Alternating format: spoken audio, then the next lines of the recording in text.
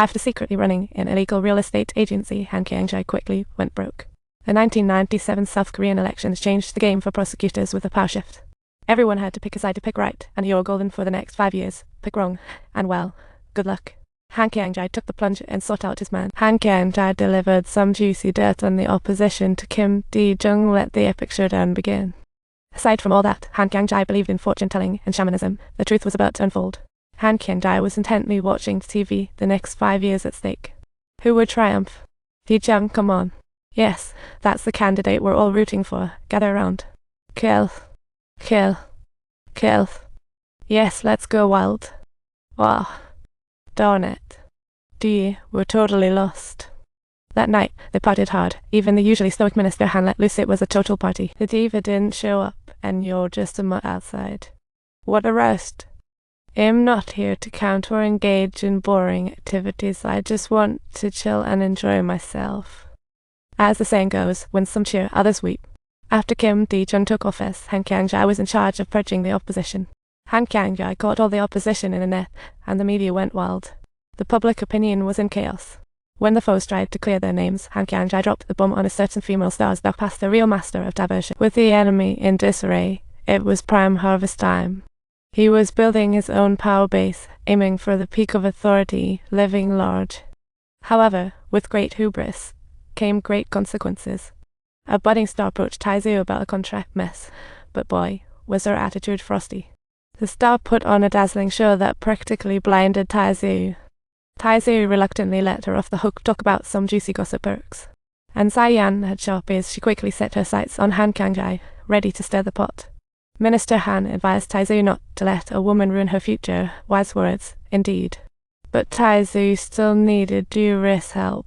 Her father's business had hit rock bottom, and creditors were already knocking at the door.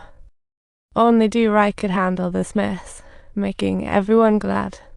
Taizou's brother-in-law was stirring up trouble across the country. Even the renowned mediator Duri had reached his limit and had been secretly plotting his revenge for quite some time. He wanted to overthrow the big boss and support Taizou, but she didn't have that kind of guts. Duri was wildly expanding his power, raking in a stash of cash but giving less and less to the big boss. In the end, the big boss didn't even care. Election season rolled around again, and in 2003, the last hero, Romuhan, stepped into the ring. He was so full of. He vowed to actively push for judicial reform once he took office, a move that made all the prosecutors strive to prevent him from being elected. Gang-jik was back at it, ready to drop some dirt on Romuhan. But a winding road can't stop history. Romuhan was elected, and the prosecutors' good times were over. After Romuhan took office, and Zayan purged, and Thea suffered due to mob ties, Gang-jik lost his position. Taizou finally learned what it meant to be a sacrificial pawn. But Romuhan wasn't about to stop. His determination for judicial reform surged like a flood. Just a year later, he faced impeachment for his Cultural Revolution-style policies. Corruption, economic scandals escalated. Romuhan suspended amidst investigation. Hundreds of thousands took to the streets in Seoul with candles, and Congress turned into a private brawl showcasing opponents throwing punches. The woman smirking at the circus was none other than the infamous pirate Ding Hui. Meanwhile, the prosecutor system led by Gang-jik made a shocking comeback. Meanwhile, Taizou in the region had no clue she was just a pawn in Gang-jik's game.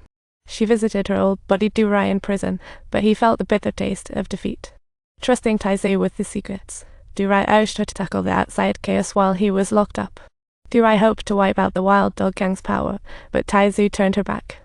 Taizou squandered her days, entirely reliant on Zayan's assistance.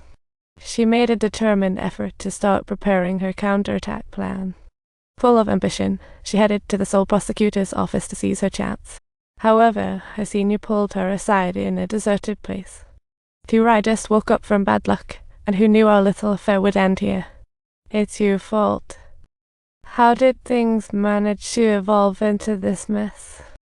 Perhaps it's because I didn't quite step up enough. You absolute jerk.